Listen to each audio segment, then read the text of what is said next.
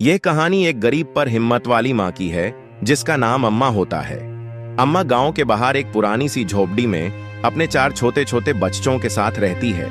उसका पति एक शराबी और जालिम आदमी होता है जो रोज शराब पीकर घर आता है और अम्मा को मरता पीता आता है। अम्मा दिन रात मेहनत करती हैं, कभी लोगों के घर काम, कभी खेतों में मजदूरी, सिर्फ इसलिए ताकि उसके बच्चे भूखे ना सोएं। बाप का जुल्म अम्मा का पति बच्चों को भी पीटता है। गांव के लोग सब जानते हैं लेकिन कोई मदद नहीं करता। एक दिन शराब के नशे में वो अम्मा को बहुत बुरी तरह मारता है। बच्चे दार के मारे रो रहे होते हैं। उसी रात भगवान अम्मा की जिंदगी बदल देते हैं। अम्मा का पति एक एक्सीडेंट में मर जाता है। गांव की नफरत पति के मरने के बाद गांव वाले अम्मा पर ही इल्जाम लगा देते हैं। कहते हैं यह औरत मनहूस है, इसने अपने पति को मरवा दिया।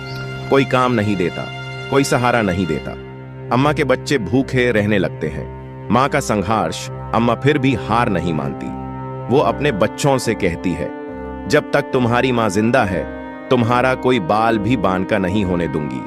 वो जंगल से लकड़ी लाकर बेचती हैं, मंदिर के बाहर बैठकर भीख मांगती है, कभी खुद भूखी रहती है लेकिन बच्चों को खिलाती है।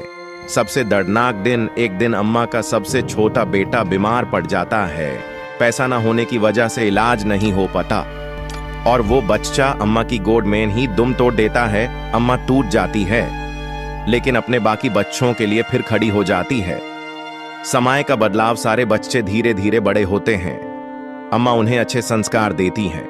बड़े होकर एक बेटा टीचर बनता है, एक डॉक्टर, एक पुलिस ऑफिसर। और एक दिन वही गांव, वही लोग जो अम्मा को गाली देते थे उसके पैर छूने लगते हैं।